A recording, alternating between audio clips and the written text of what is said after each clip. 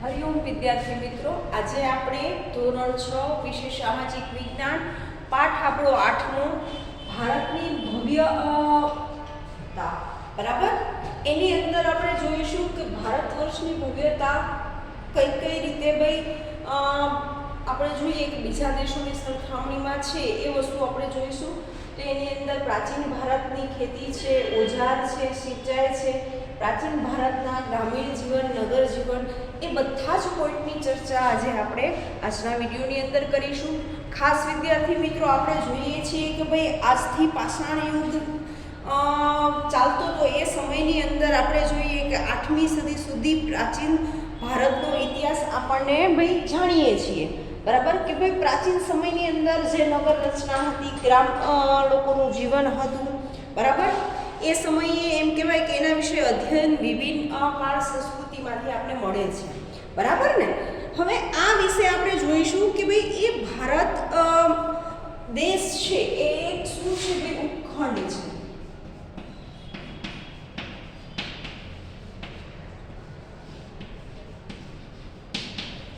ભારતને આપણે એક ઉપખંડ તરીકે ઓળખીએ છીએ। જેટલું મોટું રાષ્ટ્ર છે એટલી પ્રાચીન કાળથી અનેક જાતિ, પ્રજાતિ, સમૂહ અને દેશોની સમૃદ્ધિનો એમ કહેવાય કે આકર્ષાય આ દેશમાં આવતા રહ્યા છે। હવે આપણે જોઈએ પ્રાચીન સમયથી લોકો એમ કહેવાય કે ભારત તરફનું આકર્ષણ શેના માટે હતું, તો આપણે જોઈએ કે એ સમયની એ વ્યવસાય, ખેતી બરાબર, સમૃદ્ધિ, અલગ અલગ જાતના સમૂહના લોકો બધા જ એમ કહેવાય કે ભારતની અંદર રહે છે અને જે કલા છે, સંસ્કૃતિ છે બરાબર, એ બધી જ વસ્તુઓથી એમ કહેવાય કે બહારના લોકો છે, વિદેશના લોકો છે એ વસ્તુથી આકર્ષણ પામતા હતા અને ભારતને જોવાની જે ઉત્સુકતા હતી એ દિવસે ને દિવસે આપણે ખ્યાલ છે કે પ્રાચીન સમયથી આપણે જોઈએ છીએ કે ભારત ઉપર અસંખ્ય લોકો આવીને જતા રહ્યા છે બરાબર। અલગ અલગ જાતિના આપણે જોઈએ તો ભાઈ વિદેશી લોકો એમ કહેવાય કોઈ ભારતમાં આવી અને ગયા છે।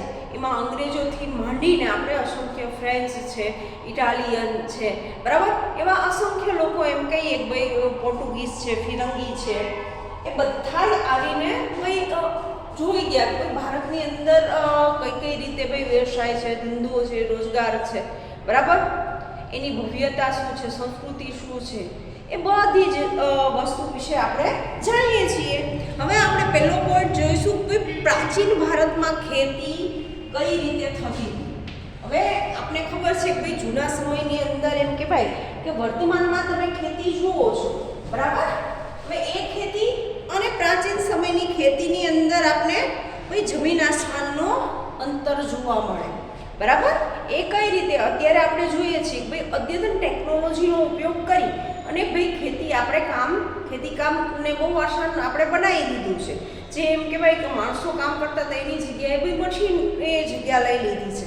પણ પ્રાચીન સમયની અંદર આપણે ખબર છે કે આપણા દૈનિક જીવનની મોટા ભાગની ખોરાક માટે તેમજ વપરાશની વસ્તુઓ માટે ખેત પેદાશોમાંથી મળતી હતી। હવે આપણું જે જીવન છે બરાબર, જીવનની મોટા ભાગની વસ્તુ આપણે જીવન ગુજારવા માટે પ્રાથમિક જરૂરિયાત શેની પડે છે ભાઈ ખોરાક, પાણી, રહેઠાણ બરાબર, આ પ્રાથમિક જરૂરિયાત છે। તો ખાસ કરીને ભાઈ ખોરાક છે, ખોરાક મેળવવા માટે ભાઈ લોકો ખેતી કરતા હતા પ્રાચીન સમયમાં કે ભાઈ 2 ટાઈમનું આપણે જમવાનું મળી રહે બરાબર, કે એમાંથી પૈસા કમાવા, વધારે પૈસા ભેગા કરવા એવી વૃત્તિ પ્રાચીન સમયમાં આપણે જોવા મળતી નહોતી બરાબર, કે ભાઈ 2 ટાઈમનું જમવાનું મળી રહે એટલી આપણે ખેતી કરીએ। અને એ સમયે એમ કહેવાય કે ખેતીની શરૂઆત થઈ, સમય જતાં ખેતીના ઓજારોની શોધ થઈ બરાબર, ધીમે ધીમે એમ કહેવાય કે ભાઈ એની અંદર પરિવર્તન આવતું ગયું। એ સમયની અંદર ભાઈ કયા કયા પાકની ખેતી થતી હતી એવો પ્રશ્ન આપણી સમક્ષ આવે તો એ સમયની અંદર આપણે જોઈએ તો ઘઉં, જવ, ડાંગર, જુવાર,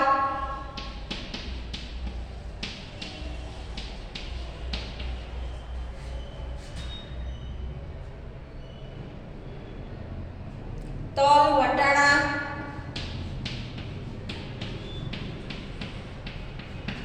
વગેરે પાકોની ભાઈ એ સમયે ખેતી થતી હતી. કયા સમયે? તો ભાઈ પ્રાચીન સમયની અંદર. બરાબર. અત્યારે આપણે જોઈએ છીએ અદ્યતન વસ્તુઓનો ઉપયોગ કરી અલગ અલગ જાતની ખેતીની અંદર આપણે પરિવર્તન લાવ્યા છે. હાઇબ્રિડ આપણે જોઈએ છીએ, એક વસ્તુમાંથી બીજી વસ્તુ આપણે બધું ઉત્પન્ન કરીએ છીએ. એવી ઘણી પદ્ધતિ આવી ગઈ છે કે ભાઈ એની અંદર મોટું ખેતીની અંદર ભાઈ પરિવર્તન લાવી શક્યા છીએ. બરાબર. પછી છે આગળનો ટોપિક ઓજારો. ખેતીનો ટોપિક આપણો પૂરો થાય છે. હવે આપણે જોઈશું ઓજારો. તો હડપ્પીય સંસ્કૃતિ જ્યારથી હતી, બરાબર, હડપ્પાઓ એમ કહેવાય હતા, એ સમયથી આપણે ઓજારોની શોધ થઈ એવું પણ કહી શકીએ છીએ. બરાબર. એ સમયે આપણે જોઈએ કે હડપ્પીય સંસ્કૃતિના અવશેષોની અંદર હળ છે. બરાબર. એ ઉપરાંત આપણે જોઈએ કે રમકડાઓ છે. એ ઉપરાંત ખેતીને ઉપયોગી હોય એવા ઘણા બધા એમ કહેવાય કે હડપ્પીય સંસ્કૃતિની અંદર રમકડાઓ મળેલા છે. એના ઉપરથી એ કહી શકીએ છીએ કે ભાઈ ધીમે ધીમે હડપ્પીય સંસ્કૃતિની અંદર ભાઈ આજથી 2500 વર્ષ પહેલાના સમયની અંદર લોખંડના સાધનો હતા. બરાબર. આજથી 2500 વર્ષ પહેલાની આપણે વાત કરીએ છીએ. ભાઈ એ સમયે કયા કયા ભાઈ ઓજારોની શોધ થઈ હશે? ભાઈ લોખંડની ધાતુના ઓજારો આપણે રમકડાની અંદર જોવા મળે છે, લાકડાના મળે છે. બરાબર. આ ઉપરથી આપણે કહી શકીએ છીએ કે ભાઈ આ બધી જ વસ્તુઓ એ સમયે ભાઈ શરૂઆત થઈ ગઈ હતી વસ્તુઓ બનાવવાની. આપણે ખેતીના ઓજારોની અંદર આપણે જોઈએ છીએ કુવાડી છે, દાતરડું છે. બરાબર. એ બધાનો ઉપયોગ કરીએ છીએ. તો એ સમયે એમ કહેવાય કે બધા આવા જૂના ઓજારો આપણે જોવા મળેલા છે. બરાબર. એટલે આપણે કહી શકીએ કે ભાઈ એ સમયની અંદર લોકો આ બધા જ ઓજારોથી લોખંડમાંથી બનાવમાંથી જે ઓજારો આવે છે, કુવાડી, દાતરડું, કોસ, બરાબર, એ બધાથી એ સમયના લોકો પરિચિત હશે. બરાબર. 2500 વર્ષ પહેલા જે એમ કહેવાય કે લોકો રહેતા હતા એ આવા ઓજારોથી પરિચિત હતા. પછી છે ટોપિક સિંચાઈ. હવે સમુદ્ર ગામડાઓ વગર રાજાઓ અને તેમના રાજાઓનું ટકી રહેવું મુશ્કેલ હતું. તેથી આપણે કહી શકીએ કે ભાઈ એ વિકાસ માટે નવા સાધનો અને પશુઓનું મહત્વ પણ અલગ આપણે જોવા મળતું હતું. સિંચાઈની વ્યવસ્થા પણ ઘણી ઉપયોગી હતી. બરાબર. એ સમયે સિંચાઈ માટે નહેરો, કૂવા, તળાવ અને કૃત્રિમ જળાશયો બનાવવામાં આવતા હતા.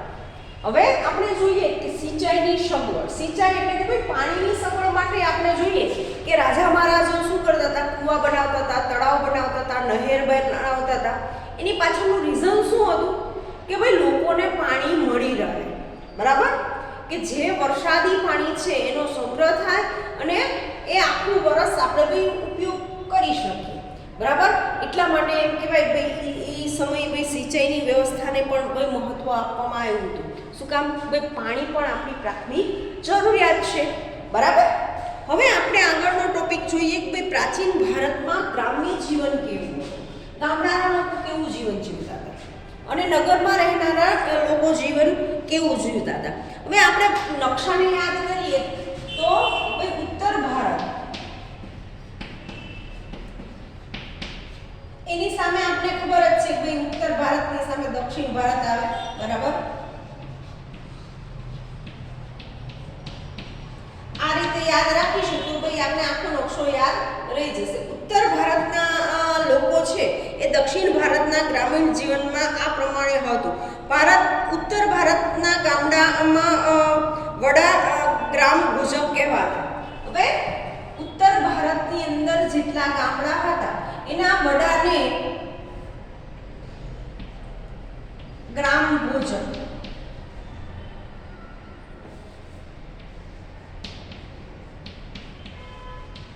ભોજક તરીકે ઓળખતા. બરાબર. જ્યારે એમ કહેવાય કે સામાન્ય રીતે એક જ પરિવારના લોકો પદ, પેઢી અને વંશ પરંપરાગત ચાલતું હતું. ગ્રામ ભોજક મોટો ગણાતો હતો. બરાબર. જમીન માલિકીનો હતો. માલિકી હાથનું ભાડું માણસો રાખીને ખેતી કરાવતો હતો. બરાબર. ગામડામાં કરવેરા ઉઘરાવાનું કામ સોંપવામાં આવતું હતું અને આ વ્યવસ્થિત રીતે ભાઈ સંભાળવામાં આવતું હતું. જ્યારે દક્ષિણ ભારતમાં 3 પ્રકારના લોકો રહેતા હતા: મોટા જમીનદાર, નાના ખેડૂત અને જમીન વિહોણા. હવે અહીંયા એક જ વ્યક્તિને ભાઈ સોંપવામાં આવતું હતું. ગામનો વડો કોણ? તો ભાઈ ગ્રામ ભોજક કહેવાતો હતો. પરિસ્થિતિ આપણે દક્ષિણ ભારતની અંદર જઈશું, નકશાની અંદર જે દક્ષિણ ભારતનો જે વિસ્તાર છે, નકશાનો જે નીચેનો વિસ્તાર છે, ત્યાં પરિસ્થિતિ જુદી હતી. ત્યાં વ્યવસ્થા કેવી રીતે ગોઠવાયેલી હતી? તો ભાઈ 3 રીતે આપણે વ્યવસ્થા જોવા મળે છે. પહેલું છે જમીનદાર વર્ગ,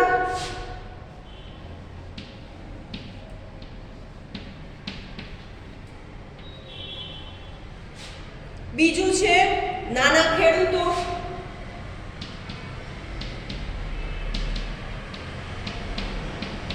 અને ત્રીજું છે જમીન વિહોણ.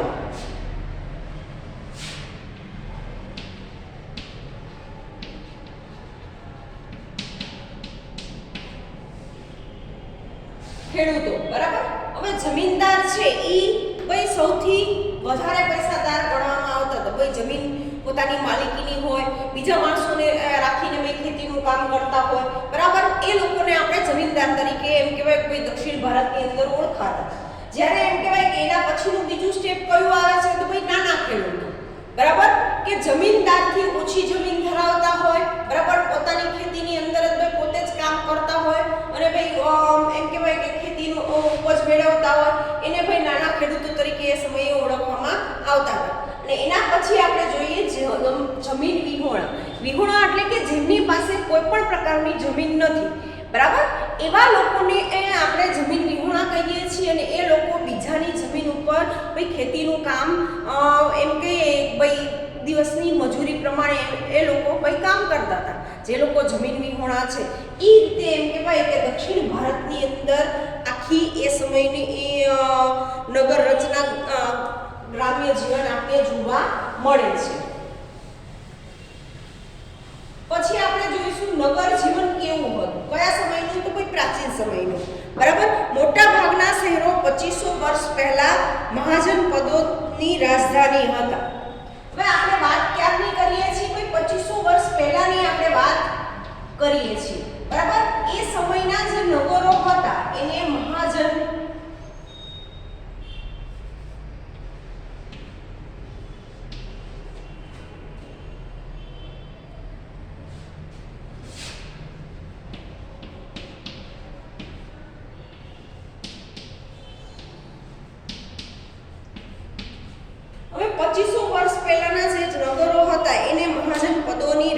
તરીકે ઓળખવામાં આવતા, બરાબર. ત્યાંના એ જે શહેરો હતા ત્યાં કિલ્લેબંધી હતી, બરાબર.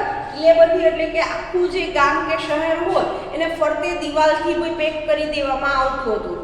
આવવા જવા માટે એમ કહેવાય કે ભાઈ 1 કે 2 દરવાજા હોય, બરાબર, એને આપણે કિલ્લેબંધી કહીશું, બરાબર. ગ્રામીણ અને નગર લોકો માટે ખોરાકની અંદર ઘઉં, ચોખા, દૂધ, બરાબર, ફળફળાદી, માંસ, મચ્છી, બરાબર, આ બધી જ વસ્તુઓ એમ કહેવાય કે ભાઈ ત્યાં નગરોમાં પૂરી પાડવામાં આવતી હતી. નગર જીવનની અંદર આ વસ્તુ આપણે ખબર છે કે ભાઈ પ્રાથમિક જરૂરિયાત છે, બરાબર. પુરુષો અને સ્ત્રીઓ સામાન્ય રીતે 2 વસ્ત્રો પહેરતા હતા.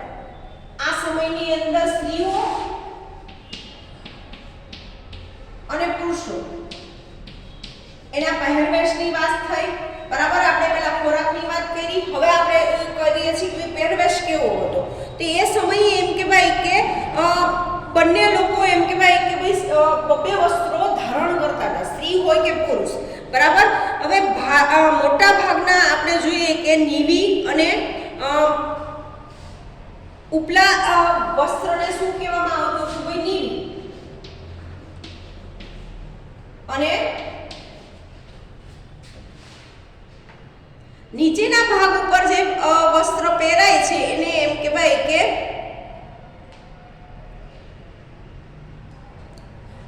જે નીચેના ભાગમાં વસ્ત્ર પહેરવામાં આવે છે એને નીવી કહેવામાં આવે છે, અને ઉપરના ભાગમાં જે વસ્ત્ર પહેરવામાં આવે છે એને આપણે વાસ તરીકે ઓળખીએ છીએ, બરાબર. જે વસ્ત્રો પહેરતા એના અહીંયા નામ પણ આપણે આપેલા છે. પ્રશ્નોની અંદર પૂછાય તો પણ આપણે યાદ રહેવું જોઈએ કે એ સમયના નગર જીવનની અંદર સ્ત્રી અને પુરુષનો જે પોશાક હતો એ ભાઈ કયા નામથી ઓળખાતો હતો? ભાઈ ઉપર જે વસ્ત્ર પહેરવામાં આવતું હતું ઉપરના ભાગની અંદર એને આપણે ભાઈ નીવી તરીકે ઓળખીએ છીએ, અને નીચેના ભાગની અંદર જે વસ્ત્ર પહેરવામાં આવતું એને ભાઈ વાસ તરીકે ઓળખવામાં આવે છે. પછી આપણે જોઈશું આગળ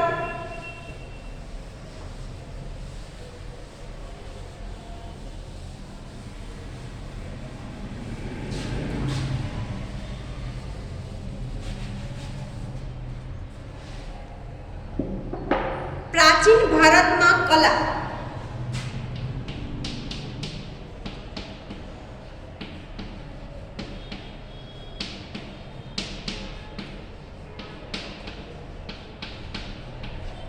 પ્રાચીન ભારતની અંદર આપણે જોઈએ કે વિવિધ કલાઓનો વિકાસ થયેલો આપણે જોવા મળે છે, પણ ખાસ આપણે પ્રકાર જોઈએ તો બે જાતની કલાઓ એ સમયે વિકાસ પામેલી હતી.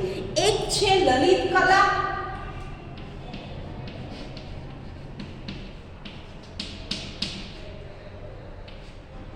અને બીજું છે નિદર્શન કલા.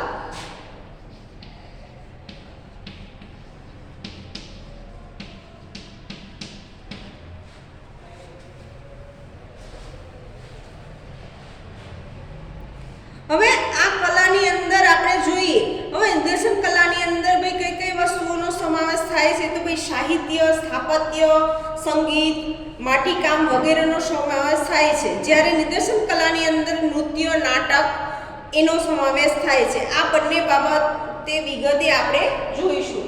હવે લલિત કલા અને નિદર્શન કલા આપણે બે ભાગ પાડ્યા, બરાબર. આ બે ભાગની અંદર કઈ કઈ કલાઓનો સમાવેશ થાય છે તો અહીંયા આપણે જોઈશું કે ચિત્રકલા છે,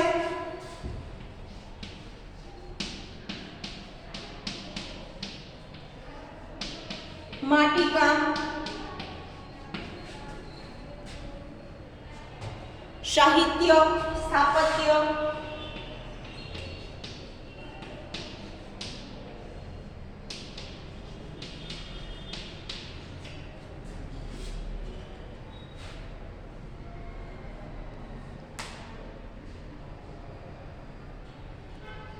બધી જ વસ્તુઓનો આપણે એમ કહેવાય ભાઈ લલિત કલાની અંદર સમાવેશ થાય છે. જ્યારે નિદર્શન કલાની અંદર છે નાટક, નૃત્ય,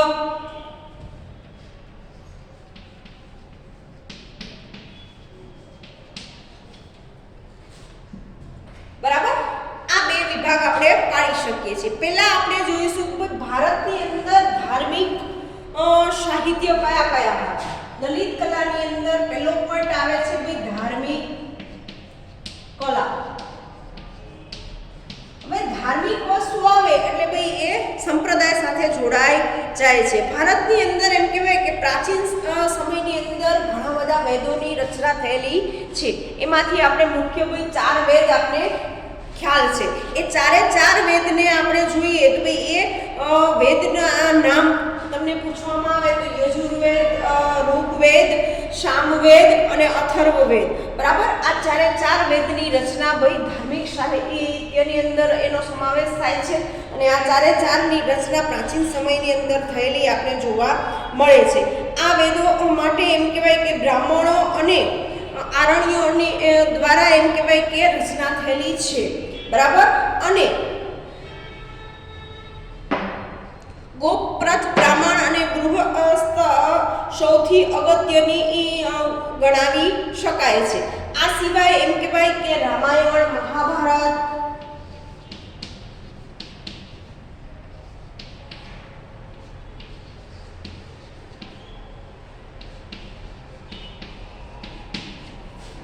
ધાર્મિક સાહિત્યની અંદર આપણે ઊંડા ઉતરીએ તો આપણી પાસે અસંખ્ય એવા પુસ્તકો ભાઈ પ્રાચીન સમયથી મળી આવેલા છે. પહેલા તો આપણે આ ભાઈ 4 વેદ લઈ લઈ, બરાબર. એ ઉપરાંત પછી આપણે ધાર્મિક સાહિત્યની અંદર આગળ વધીશું તો આપણે હિન્દુ સંપ્રદાયના આપણે ગ્રંથો મળેલા છે. રામાયણ છે, મહાભારત છે, ભગવદ્ ગીતા છે, બરાબર. આ બધી જ વસ્તુઓને ભાઈ ધાર્મિક સાહિત્યની અંદર ભાઈ સાંકળવામાં આવેલું છે. આ બધી જ રચનાઓ આપણે ખબર છે કે ભાઈ અલગ અલગ વ્યક્તિઓ દ્વારા એ સમયની અંદર પ્રાચીન સમયની અંદર ભાઈ રચના થયેલી છે, બરાબર. આ સાહિત્ય ઉપરથી આપણે ઘણું બધું એમ કહેવાય ભાઈ શીખવા મળ્યું છે, બરાબર. ધાર્મિક રીતે આપણે જોઈએ તો ભાઈ પૂજા પાઠથી માંડી જે એમ કહેવાય અંધશ્રદ્ધા, વહેમ જેવી પરિસ્થિતિ હતી એ સમયની અંદર, એ પરિસ્થિતિમાંથી આપણે લોકોને ભાઈ બહાર લાવ્યા છે, બરાબર. જે એમ કહેવાય કે ભારતની લોકજીવન હતું એમાં મોટું પરિવર્તન આવ્યું, બરાબર. તો ભાઈ એ પરિવર્તન આવ્યું કઈ બાબતના લીધે ભાઈ આવા સાહિત્યોની રચના થઈ, આવા લોકો દ્વારા એમ કહેવાય ભાઈ માર્ગદર્શન આપવામાં આવ્યું, એના પછી એમ કહેવાય ભાઈ એમાં મોટું પરિવર્તન આવેલું આપણે જોવા મળે છે, પછી આપણે જોઈશું કે ભાઈ શ્રીરામની કથા સાથે આદર્શ સમાજ જીવનની પણ રચના થઈ, એના નૈતિક જીવન પણ આપણે જોવા મળે છે, બરાબર.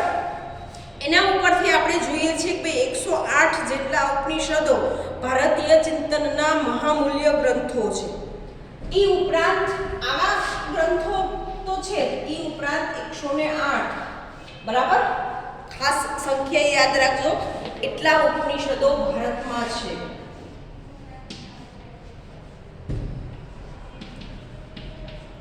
આપણી પાસે 108 જેટલા એમ કહેવાય ઉપનિષદો છે. એના ઉપરથી ભારતની ચિંતનના મહામૂલ્ય ગ્રંથ છે કંઠ, કેન, પ્રશ્ન, મુડક, માંડકુડ, અવસ્થા, છંદો ઉપનિષદ ભારતના તત્વજ્ઞાન મહાગ્રંથો છે. પુરાણોની સંખ્યા 18 જેટલી છે. ઉપનિષદો પૂછવામાં આવે તો 108, બરાબર, અને પુરાણો પૂછવામાં આવે તો ભાઈ પુરાણોની સંખ્યા આપણે 18 આવશે, બરાબર. 18 જેટલા પુરાણો આવેલા છે, બરાબર. એ ઉપરાંત વિષ્ણુ પુરાણ, ગરુડ પુરાણ, વાયુ પુરાણ, મત્સ્ય પુરાણ, ભાગવત વિશિષ્ટ ગ્રંથ તરીકે ભાઈ ઓળખાય છે. ધાર્મિક સાહિત્યની અંદર ભાઈ અલગ અલગ તમને આવું અસંખ્ય જોવા મળે છે.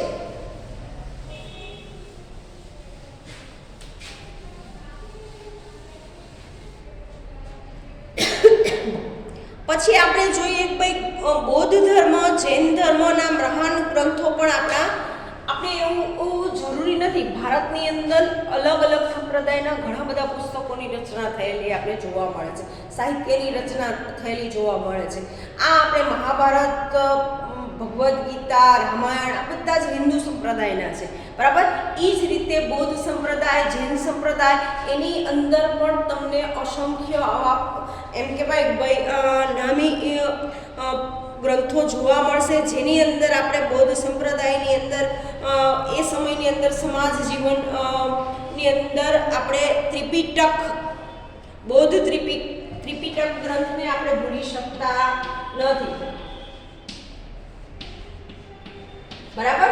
એના પછી છે ભાઈ શેની રચના થઈ છે તો ભાઈ સૂત પિટિક, વિનય પટિક, બરાબર, અભિધમ પિટિક, એવા દિનિયા, અનુત્તંગ, બરાબર. આવા અસંખ્ય તમને ભાઈ સાહિત્ય અને પુસ્તકો જોવા મળશે કે જેની ઉપર દરેક સંપ્રદાયની અલગ અલગ વિશેષતા આપણે દર્શાવેલી છે. એ સમયની અંદર આપણે જોઈએ ભાઈ આ સાહિત્યની રચના પાછળનો ઉદ્દેશ શું હતો, ભાઈ એ સમયનું સમાજ જીવન છે, એ સમાજ જીવનથી માંડીને ભાઈ એમાં કઈ રીતે આપણે ભાઈ પરિવર્તન લાવી શકીએ છીએ. જૈન ગ્રંથોમાં આપણે જોઈએ તો ભાઈ 12 ગ્રંથો છે, જેમાં જૈન ધર્મનું પ્રાચીન સાહિત્ય 14 પર્વ અને 12 અંગમાં વહેંચાયેલું છે. હવે જેમ બૌદ્ધ ધર્મ છે એમ જૈન ધર્મની અંદર પણ ભાઈ 12 એવા પુસ્તકો છે ભાઈ જેની અંદર એનું સાહિત્ય અલગ અલગ રીતે આપણે ભાઈ દર્શાવેલું છે, બરાબર. એ સાહિત્ય ઉપરથી ભાઈ એ સમયના વૈતાલિક દર્શાવેલા સૂત અગત્યના આપણે ગણી શકીએ છીએ.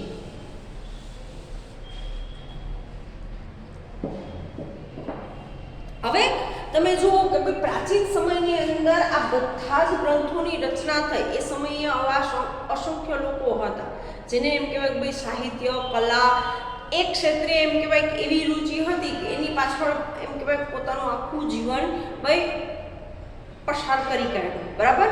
શું કામ ભાઈ આ ગ્રંથો ઉપરથી આપણે શું શીખવા મળે છે? આપણે એક્ઝામ્પલ રૂપે લઈએ ભાઈ રામાયણની અંદર આપણે શું જોવા મળ્યું, બરાબર. તો ખાસ કરીને આપણે જોઈએ છીએ કે ભાઈ રામના જીવન ઉપરથી ભાઈ સત્યના માર્ગ ઉપર ચાલવું, બરાબર, સત્યનો માર્ગ પકડી રાખવો, કેવી કેવી મુશ્કેલીઓ આવે છે છતાં પણ ભાઈ રામ છે એ પોતાનો ભાઈ જે એ માર્ગ ઉપર ચાલવાનો જીવનનો જે ધર્મ છે એ ભાઈ ચૂકતા નથી. ગમે એવી પરિસ્થિતિ આવે છે તો ભાઈ એ હંમેશા સત્યનો જ સાથ આપે છે. ભાઈ એ સમાજ જીવન માટે એક આદર્શરૂપ વસ્તુ થઈ ગઈ. ભાઈ સમાજના લોકોને આ વસ્તુ શીખવા મળી છે. ભાઈ સાચું બોલશું, સત્ય ઉપર ચાલશું તો ભાઈ ગમે એવી કઠિન માર્ગ હશે તો પણ ભાઈ થોડી સમય આપણે એવું લાગશે કે ભાઈ આ વસ્તુ નથી થતી, પણ જ્યારે એનું ફળ મળે છે ત્યારે બે હિસાબ એવું ફળ મળે છે જ્યારે આપણે કલ્પના પણ ના કરી, બરાબર. તો આવા પુસ્તકો ઉપરથી એમ કહેવાય કે સમાજના લોકોને સારા વિચાર છે, સારા ગુણો છે, એનો આપણે વિકાસ કરી શકીએ છીએ. તો આજના વિડીયોની અંદર અહીંયા સુધી રાખીશું. આગળના પોઈન્ટ માટે આપણે આગળના વિડીયોની અંદર આપણે મળીશું.